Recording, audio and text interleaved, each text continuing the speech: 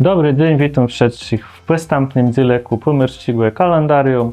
Mamy 15 tydzień roku, od 9 do 15 już kwiata.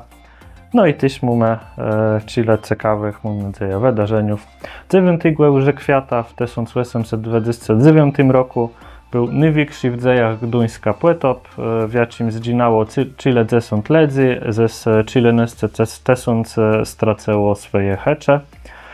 A w 1889 roku Kwelewiera urodził się Marian Młekwa, nadzwykły malarz, artysta, autor tyle tysięcy obrazów, grafików i tym podobnych.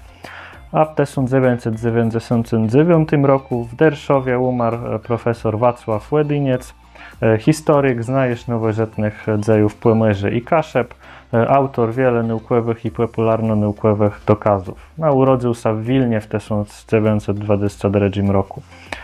10 już kwiata w 1525 roku wielki mister krzyżackiego Zyklenu złożył hołd polskiemu królowi Zygmuntowi Styrymu, no i tak powstało księstwo pruskie.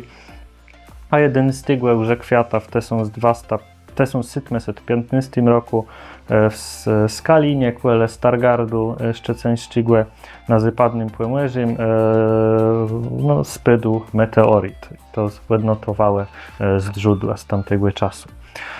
14 już kwiata w 1971 roku w kinie Świt w Wejrowie, a też w Kartezach i w Kwescyźnie później odbyła się prapremiera fabularnego filmu Kaszebę.